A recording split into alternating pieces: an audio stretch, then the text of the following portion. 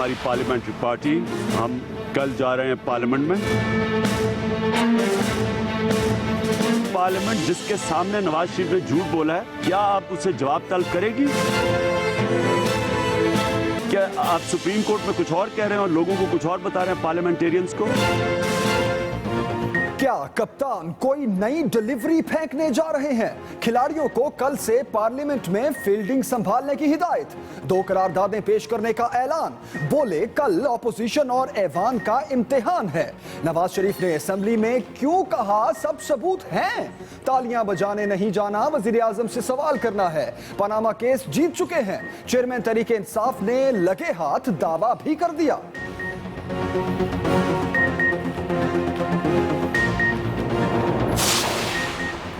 Chairman Tehreek Insaf ने सियासी बसात पर नई चाल चली तो ख्वाजा एक्सप्रेस मुखालफीन पर चढ़ दौड़ी। साद रफीक ने कहा, इमरान एंड कंपनी को सियासत की अलिफ बे नहीं आती, पार्लियामेंट से दूर नहीं रह सकते तो साजिशें क्यों करते हो? तहरीक इंसाफ और पीपल्स पार्टी वाले इक्तदार की भूख से बेहाल हो रहे हैं।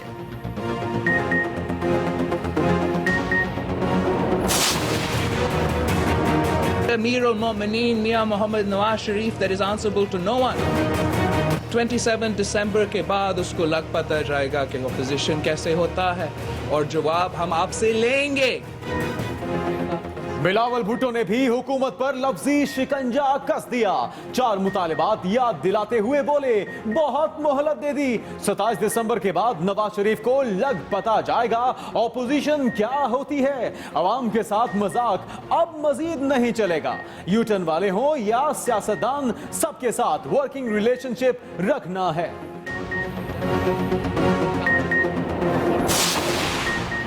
ऑपोजिशन लीडर ने भी सियासी जंग के लिए हथियार चमकाना शुरू कर दिए। वजीर आजम के खिलाफ तहरीके इस्तेहकाक कौमी असेंबली में जमा।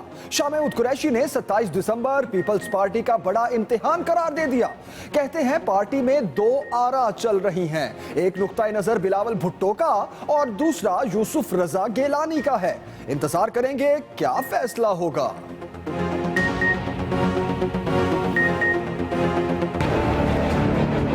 ये कह रहे हैं कि इन 4 नुकात पर हुकूमत को आड़े हाथ लो और सड़कों पे निकलो। और गिलानी इनको कह रहे हैं कि इन 4 नुकात को बुनियाद बनाकर हुकूमत से कोई नया सौदा करो।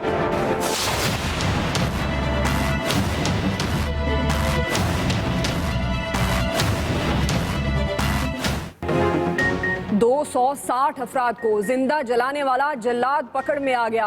FIA टीम बैंकॉक से पाकिस्तान घसीट लाई। साहने बल्दिया टाउन के मरकजी जिम्मेदार को अब अदालती कटहरे में खड़ा किया जाएगा। सनसनीखेज इंकशाफात मुतवक्के। उधर केस में एक और किरदार सामने आ गया। Sector incharge Asghar Baig factory को जलाने में मुलविस था। जेर हिरासत मुलजिम यूसुफ उर्फ गधा गाड़ी का बयान।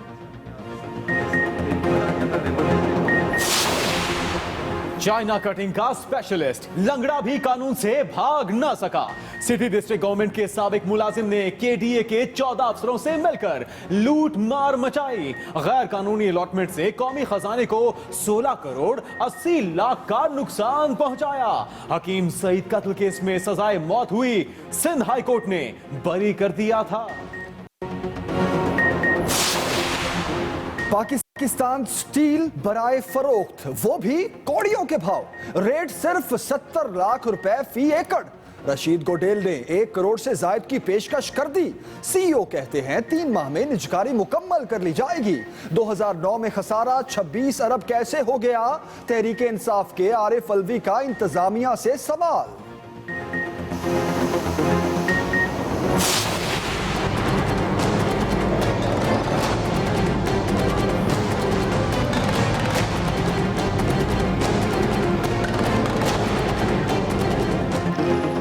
पांच माह से तनख्वाहें न मिली, ऊपर से पाकिस्तान स्टील फरोख्त होने की खबर ने मुलाजमीन पर बिजली गिरा दी। घरों में नौबत फाकों पर आई तो सड़कों पर निकल आए। नेशनल हाईवे पर धरना, ट्रैफिक जाम होने से गाड़ियों की तवील कतारें। पुलिस ने रिवायती हरबा इस्तेमाल करते हुए लाठियां बरसा दी।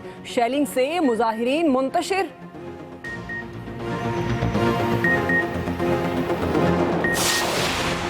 कराची का अमन तबाह करने में गैर मुल्की हाथ मुलव्वस हैं। आखिरी दहशतगर्द के खात्मे तक ऑपरेशन जारी रहेगा। सिंध एपिक्स कमेटी के इजलास में हुंडी और हवाला का काम करने वालों के खिलाफ एक्शन का फैसला। शहर में क़याम अमन के लिए पाक फौज और पुलिस की कुर्बानियों को खिराजे तहसीन। वजीर आला ने कोर कमांडर और डीजी रेंजर्स को अजरक और सिंधी टोपी के तहाइफ दिए। अब दुश्मन की कोई चाल नहीं चलेगी। गवादर पोर्ट की हिफाजत के लिए नई फोर्स TF-88 मैदान में आ गई। बहरी जहाज, तैयारे और ड्रोन शामिल होंगे। Chairman joint chiefs of staff committee general Zubair Mahmood ने इफ्तिताह किया। तकरीब में तीनों मुसल्लह अफवाज के सरबराहान ने शिरकत की।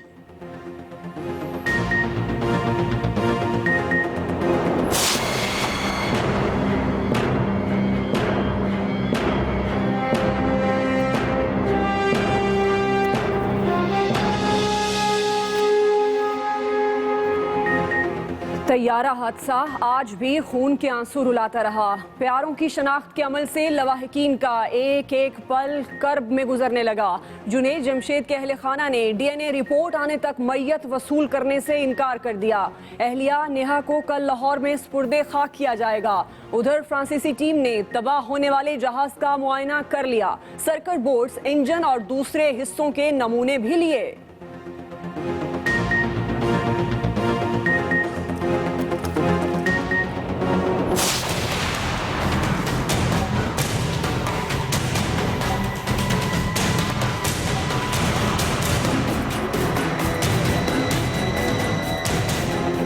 मुल्तान में तजावुजात के खिलाफ ऑपरेशन। पुलिस एहलकार माले गनीमत पर हाथ साफ करते रहे। दुकानों के बाहर लटके स्वेटर्स और टायर कानून की पकड़ में आ गए। जिसके हाथ जो लगा ले उड़ा। एहतजाज करने वाले ताजिरों को धक्के।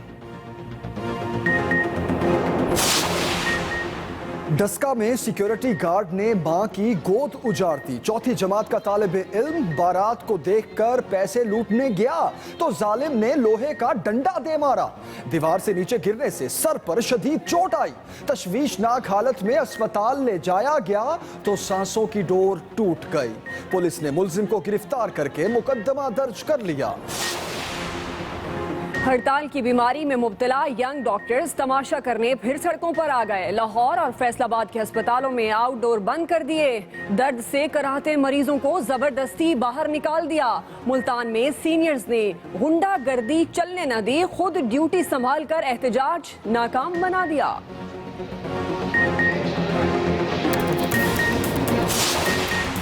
भीगा भीगा दिसंबर कहां रह गया। महकमे मौसमियात की पेशगोई मौसम ने मुस्तरद कर दी। शहरियों को बेचैनी से बारिश का इंतजार।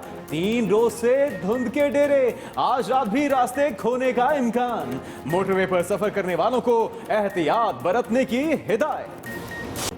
और आगाज में खबर यह है कि क्या कप्तान कोई नई डिलीवरी फेंकने जा रहे हैं। खिलाड़ियों को कल से पार्लियामेंट में फील्डिंग संभालने की हिदायत दे दी गई। 2 करारदादें पेश करने का ऐलान भी कर दिया। बोले कल ऑपोजिशन और ऐवान का इम्तिहान है। नवाज शरीफ ने असेंबली में क्यों कहा कि सब सबूत हैं। तालियां बजाने नहीं जाना, वजीर आजम से सवाल करना है। पनामा केस जीत चुके हैं। चेयरमैन तहरीक इंसाफ ने लगे हाथ ये दावा भी कर दिया। इमरान खान का 2 करारदादें पेश करने का ऐलान सामने आया।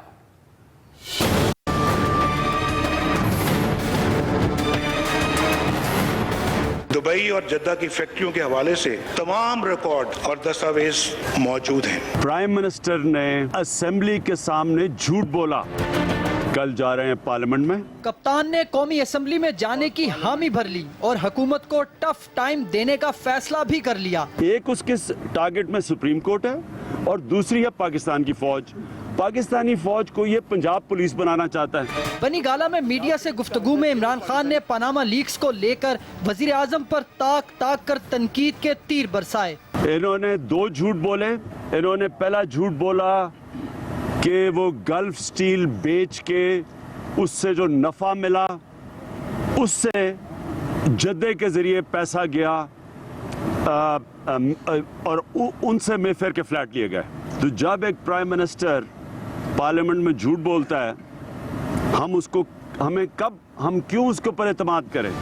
इमरान खान ने कहा कल अपोजिशन और पार्लियामेंट का इम्तिहान है। इमरान खान अगर धांधली के लिए सड़कों पर निकले, इदारे इंसाफ ना दें, तो जनाब फौज को बुला रहा है, जमहूरियत खतरे में डाल रहा है। क्या पार्लियामेंट जिसके सामने नवाज शरीफ ने झूठ बोला है, क्या अब उसे जवाब तलब करेगी? चेयरमैन तहरीक इंसाफ ने हुकूमत की खारजा पॉलिसी को भी आड़े हाथों लिया। नरेंद्र मोदी ने जब से हुकूमत संभाली है, आहिस्ता आहिस्ता एक उसका प्लान सामने नजर आया है कि वो पाकिस्तान को आइसोलेट करना चाहता है और पाकिस्तान के अंदर भी सूबों को अलहदा करना चाहते हैं। नवाज शरीफ ने अपनी ज़ाती रिलेशनशिप बढ़ाई है मोदी के साथ, उसने नुकसान पहुंचाया है पाकिस्तान की country nation to nation relationship के अंदर। इमरान खान का कहना था पनामा केस की समाअत रोजाना की बुनियाद पर होने की उम्मीद थी। Umar Javed, express news, Islamabad. इमरान खान ने नून लीग को बाउंसर कराने का ऐलान किया तो ख्वाजा साद रफीक कहां खामोश रहने वाले थे। बोले पीटीआई की बार बार पार्लियामेंट में वापसी हमारे मौकिफ की फतह है। वफाकी वजीर ख्वाजा साद रफीक ने एक बयान में कहा कि इमरान खान पार्लियामेंट से दूर नहीं रह सकते, तो पार्लियामेंट के खिलाफ साजिशें क्यों करते हैं? सियासत बहुतान तराशी के जरिए नहीं, पार्लियामान के जरिए ही आगे बढ़ेगी। इमरान खान एंड कंपनी को जमहूरी सियासत की अलिफ बे नहीं आती। वक्त आया तो पीटीआई के लीडर बाहर निकलने की बजाय पुशअप लगाने लगे। उनका कहना था पीपीपी और पीटीआई इक़्तिदार की भूख से बेहाल हो रहे हैं। खैबर पख्तूनख्वा और सिंध के नाकाम हुक्मरान काम करने की बजाय हमारी टांगों से चिमटे हुए हैं।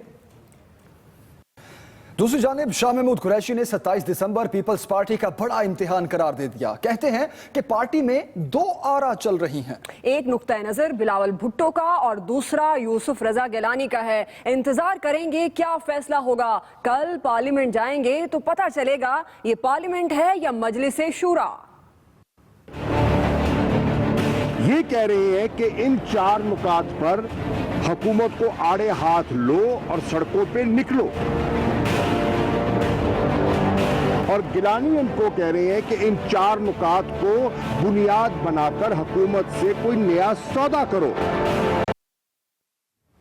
जी हाँ, खबरों का सिलसिला आगे बढ़ाएं और आपको ये भी बताएं कि chairman Pakistan Peoples Party Bilawal Bhutto Zardari कहते हैं 27 दिसंबर को वजीर आजम को लग पता जाएगा कि ऑपोजिशन होती क्या है। अमीरुल मोमिनीन नवाज शरीफ मेरे सवालों का जवाब क्यों नहीं देते। भुट्टो समेत हमारे वज़राए आजम अदालत आ सकते हैं तो नवाज शरीफ क्यों नहीं। वो कराची में बिलावल हाउस में मीडिया से बातचीत कर रहे थे।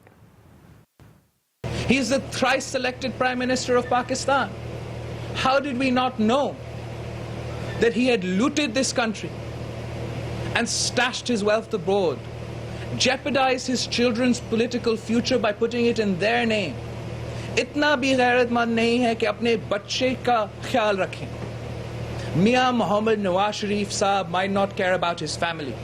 Mia Mohammed Nawaz Sharif Saab may not care about Pakistan. But he is now the democratically elected Prime Minister of Pakistan and he must respond. If he is not willing to respond, if he is conceding that he is not the democratically elected Prime Minister of Pakistan, but Amir al-Mu'mineen Mia Mohammed Nawaz Sharif that is answerable to no one, then 27 दिसंबर के बाद उसको लग पता जाएगा कि opposition कैसे होता है और जवाब हम आपसे लेंगे। वज़ीर आज़म की कौमी असम्बली में बयान को सियासी कहने पर opposition leader Khurshid Shah action में आ गए। वज़ीर आज़म के खिलाफ कौमी असम्बली में तहरीके इस्तेहकाक जमा करा दी। तहरीके इस्तेहकाक में कहा गया है कि वज़ीर आज़म ने ऐवान में लंदन और दीगर जगहों पर असासे बनाने की वजाहत की और मनी ट्रेल के शवाहिद मौजूद होने का कहा, मगर पनामा केस में अदालत को बताया कि ऐवान में दिया गया बयान सियासी था। वज़ीर आज़म के इस मौक़िफ़ से पार्लियामेंट की तौहीन हुई और ऐवान का इस्तेहकाक मजरूह हुआ। आगे बढ़ते हैं, अहम खबर दें आपको। 260 अफराद को जिंदा जलाने वाला जल्लाद पकड़ में आ गया। FIA टीम मुलजिम अब्दुर्रहमान उर्फ भोला को बैंकॉक से पाकिस्तान घसीट लाई। साने बल्दिया टाउन के मरकजी जिम्मेदार को कल अदालती कटहरे में खड़ा किया जाएगा। सनसनीखेज इंकशाफात मुतवक्के हैं। उधर केस में एक और किरदार सामने आ गया। सेक्टर असगर बेग फैक्ट्री को जलाने में मुलव्विस था।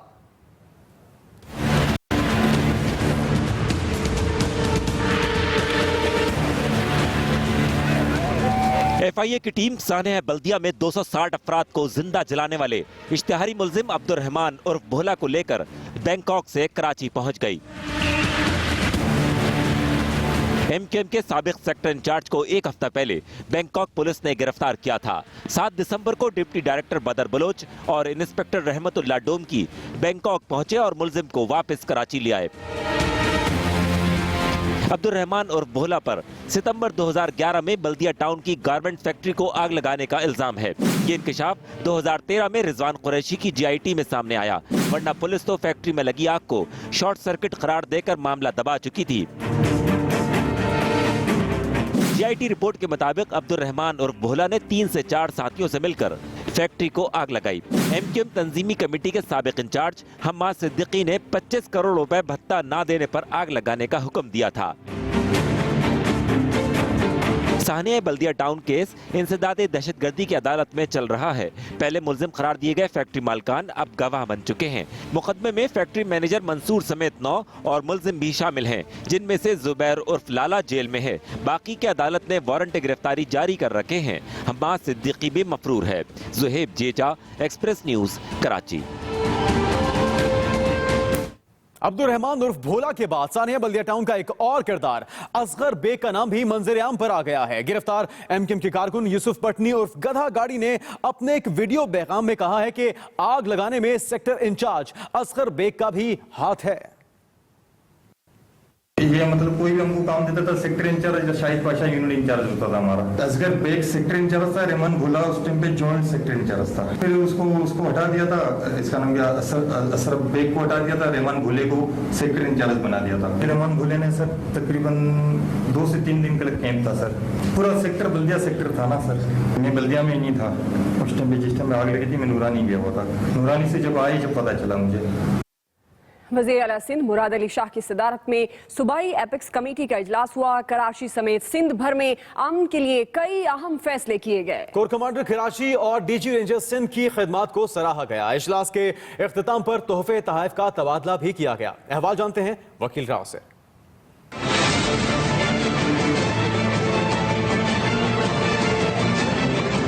कराची समेत सिंध में अमनो अमान की सूरत हाल पर गौर के लिए हुकूमत और फौज के बड़ों की बैठक लगी। सिंध एपेक्स कमेटी ने गवाहों के तहफ्फुज़ से मुताल्लिक कानून साजी के लिए मुसव्विदा काबीना को भेजने का फैसला किया। इंटेलिजेंस इदारों के नुमाइंदों ने कराची में आतिशज़दगी के वाक़यात में इजाफे पर तशवीश का इजहार किया और कहा कि इनमें शरपसंद अनासिर मुलव्विस हो सकते हैं। वज़ीर आला ने IG सिंध को आतिशज़दगी के वाक़यात की हर जाविये से तहकीकात की हिदायत की।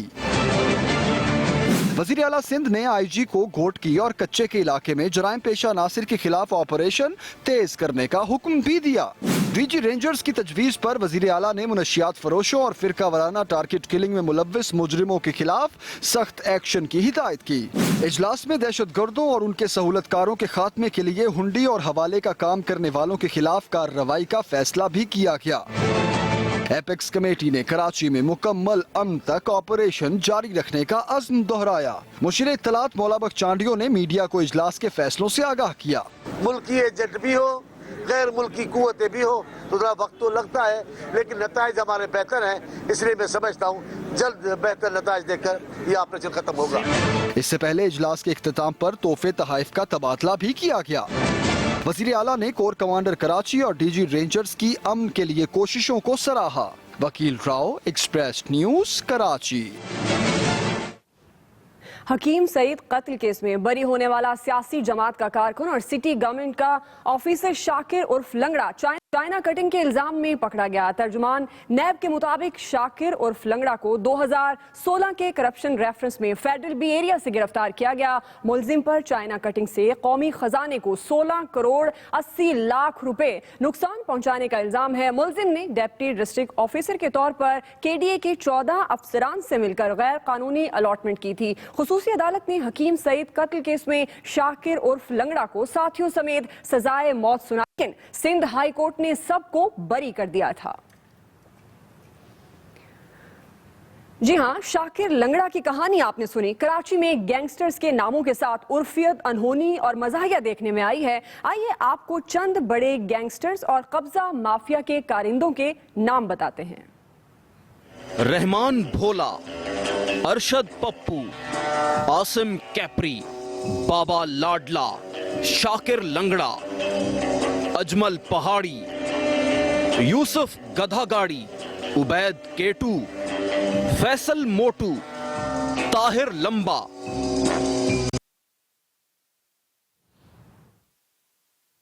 पाक से जमीन पार्टी के सरबराह मुस्तफा कमाल ने एक बार फिर मुखालिफिन पर लफ्जी गोले दागे।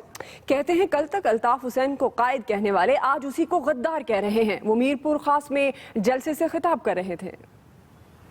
क्या लंदन वाले इसलिए इस्तीफे मांग रहे हैं पाकिस्तान वालों से कि उन्होंने तुम्हारे शहर की खिदमत ठीक नहीं की है? उन्होंने अपने लोगों से जिनसे वोट लिए थे, जिनसे 30 सालों से कुर्बानी की खाले ले रहे हैं, जिनसे 30 सालों से फितरा ज़कात ले रहे हैं, जिनकी नौजवानों की 30 सालों से माओ से उनके बच्चों की लाशें ले रहे हैं। अभी आपको अहम खबर दें कराची से। कराची के इलाके क्लिफ्टन ब्लॉक 2 में रिहायशी इमारत है जिसमें आग लग गई है। 2 अफराद झुलसकर जख्मी हो गए हैं। फायर ब्रिगेड की 2 गाड़ियों ने आग पर काबू पा लिया। आपको बताते चलें कि इमारत में मौजूद लोगों को बाहिफाजत निकाल लिया गया है। मनाजिर आप देख सकते हैं जब आग लगी। कराची का इलाका है क्लिफ्टन ब्लॉक 2 जहां रिहायशी इमारत में यह आग लगी है। 2 अफराद झुलसकर जख्मी भी हुए हैं और फायर ब्रिगेड की 2 गाड़ियों ने अब आग पर काबू पा लिया है। पाकिस्तान स्टील मिल्स के सीईओ ने कहा है कि 3 माह में इदारे की निजकारी मुकम्मल कर ली जाएगी। तफसीलात आप देखिए।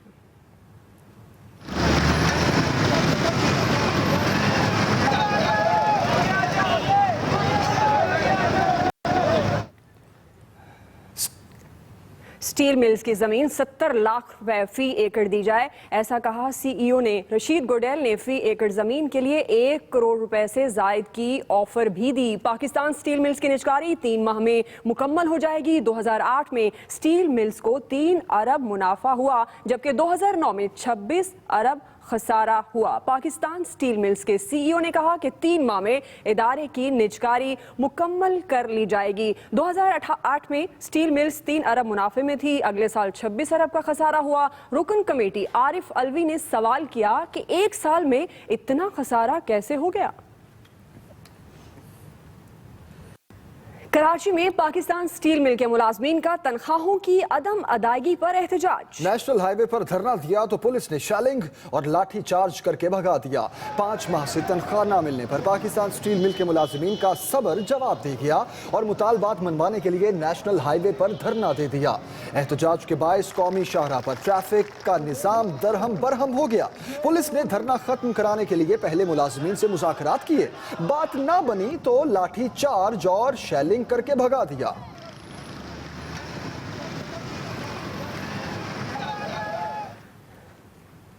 अभी अफसोसनाक खबर देते हैं डस्का से। डस्का में बारात की आमद पर पैसे लूटने की सजा। शादी हॉल के गार्ड ने मुबैना तौर पर तशद्दुद करके 11 साला बच्चे की जान ले ली। तफसीलात बता रहे हैं शहजाद अकरम। मेरे पुत्र की जान ले लीजिए। शादी की खुशी के मौके पर मैरिज हॉल का गार्ड जल्लाद बन गया और मुबैना तौर पर मासूम बच्चे को मौत की नींद सुला दिया।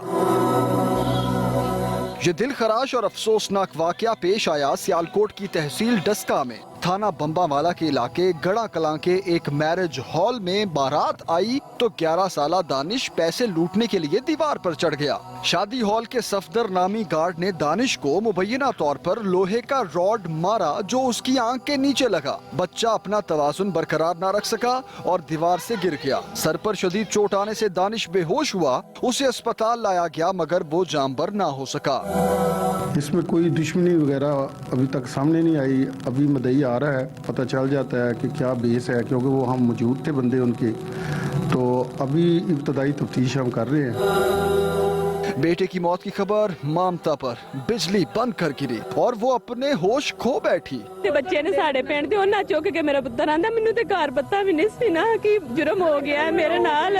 मुंडे ने मारिया, उन्हें जेड़ा शादी वाला उन्हें आख्या मारे नू, वो फिर पैप मारे ने अख दे विच। दूसरी जानिब पुलिस ने मुलजिम सफदर को हिरासत में लेकर तफ्तीश शुरू कर दी है। शहजाद अकरम, एक्सप्रेस न्यूज, डस्का। अफसोसनाक खबर डिस्कस से आपने जानी। आगे बढ़ेंगे और खबर यह है कि खैबर पख्तूनख्वा के सूबाई वजीर अली अमीन गंडापुर फिर से खबरों में आ गए हैं और खबर यह है कि गाड़ी से असलहा और शहद की बोतल निकलने के बाद चेक भी जाली निकल आया है। जी हां, जाली चेक देने पर एडिशनल सेशन जज DI खान का गंडापुर पर FIR दर्ज करने का हुक्म। अली अमीन गंडापुर ने 65 लाख रुपए का जाली चेक दिया जो कि बैंक में बाउंस हो गया है। एडिशनल सेशन जज DI खान का गंडापुर पर FIR दर्ज करने का हुक्म सामने आया। गंडापुर ने 65 लाख रुपए का चेक दिया जो कि बैंक में बाउंस हो गया है। इससे पहले भी अली अमीन गंडापुर खबरों की जीनत रह चुके हैं। तैयारा हादसे की बात करते हैं जिसमें जांबाहक जुनैद जमशेद की अहलिया नेहा जुनैद की मैयत को तदफीन के लिए कल लाहौर मुंतकिल किया जाएगा। एडमिनिस्ट्रेटर पिम्स डॉक्टर अल्ताफ कहते हैं जुनैद जमशेद की मैयत लवाहकीन की ख्वाहिश के मुताबिक DNA टेस्ट के बाद हवाले की जाएगी। रजिया खान से तफसील।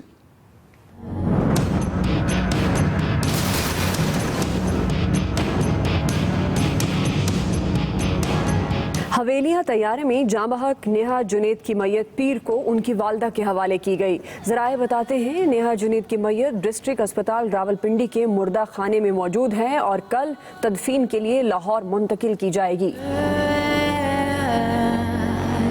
उधर एडमिनिस्ट्रेटर पिम्स डॉक्टर अल्ताफ का कहना है कि जुनैद जमशेद की मैयत लवाहकीन की ख्वाहिश के मुताबिक DNA टेस्ट के बाद हवाले की जाएगी। 13 लाशें हैं जो शनाख्त हो चुकी हैं, उसमें से 11 जो है हम हवाले कर चुके हैं। एक जुनैद जमशेद साहब की और एक फॉरेनर की जो मैयत है वो बाकी हमारे पास हैं। जुनैद जमशेद के अहले खाना ने DNA रिपोर्ट आने तक मैयत लेने से इनकार कर दिया है। तो फैसला हमने ये किया है कि 2 दिन और रुक जाएंगे। वेडनेसडे तक अगर DNA टेस्ट आ जाता है ठीक है, जनाजा जो है हम फिर वो थर्सडे को इंशाअल्लाह ताला कर लेंगे। उधर तैयारा हादसे में हलाक होने वाले ऑस्ट्रियन बाशिंदे की लाश का DNA मैच करने के लिए उनकी वालदा ने मुख्तलिफ सैंपल सिफारत खाने भिजवा दिए हैं। Razia Khan, express news, Islamabad. लाहौर में धुंध के बायस वजीर आजम गवादर रवाना ना हो सके। इस्लामाबाद एयरपोर्ट पर जहाज की खराबी की वजह से नवाज शरीफ को कामरा एयरबेस पर आधा घंटा कयाम करना पड़ा। वजीर आजम नवाज शरीफ ने मंगल की सुबह 2 रोजा दौरे पर गवादर और कोयटा रवाना होना था। बाद में वजीर आजम दोपहर को लाहौर से इस्लामाबाद के लिए रवाना हुए तो इस्लामाबाद एयरपोर्ट पर जहाज की खराबी के बायस तमाम परवाजें मनसूख कर दी गईं और 1.5 घंटे तक एयरपोर्ट बंद रहा, जिसके बायस वजीर आजम का तैयारा कामरा एयरबेस लैंड कर गया और आधा घंटा कामरा में कयाम के बाद एयरपोर्ट खुलने पर वजीर आजम इस्लामाबाद पहुंच गए।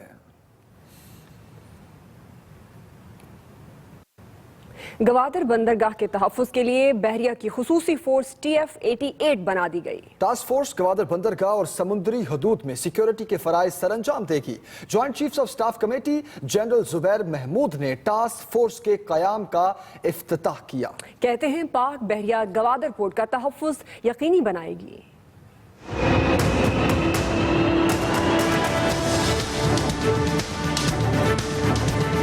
गवादर पोर्ट की सिक्योरिटी यकीनी बनाने के लिए पाकिस्तान नेवी के तहत टास्क फोर्स 88 कायम कर दी गई। खुसूसी टास्क फोर्स के कयाम की तकरीब गवादर पोर्ट पर सजाई गई, जिसमें chairman joint chiefs of staff committee, तीनों मुसल्लह अफवाज के सरबराहान और वजीर पोर्ट्स एंड शिपिंग समेत आला हुकाम ने शिरकत की। तकरीब में chairman joint chiefs of staff committee ने खुसूसी टास्क फोर्स की कमान नेवल हुकाम के सुपुर्द की।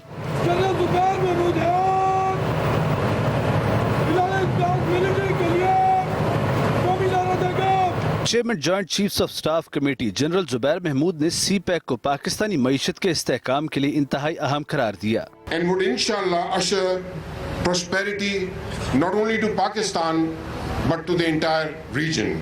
दूसरी तरफ CPAC और गवादर पोर्ट के मौजू पर पाकिस्तान नेवी के तहत इंटरनेशनल मैरीटाइम कॉन्फ्रेंस हुई। इसकी तकमील के बाद न सिर्फ ग्वादर बल्कि पूरे बलूचिस्तान में तरक्की और खुशहाली के नए दौर का आगाज होगा। CPAC as the flagship project of One Belt, One Road will lead to fusion of the regional economies and beyond. Gwadar port के तहफ्फुज़ के लिए बनाई गई खुसूसी टास्क फोर्स में बहरिया के जहाज, तैयारे और ड्रोन शामिल होंगे। एक्सप्रेस न्यूज में खबरों का सिलसिला जारी है। अभी वक्त है एक ब्रेक का और ब्रेक से पहले news update. Chairman joint chief of staff committee general Zubair Mahmood Hayat का दौरा कराची, मज़ार कायद पर हाजिरी, फातिहा खानी की।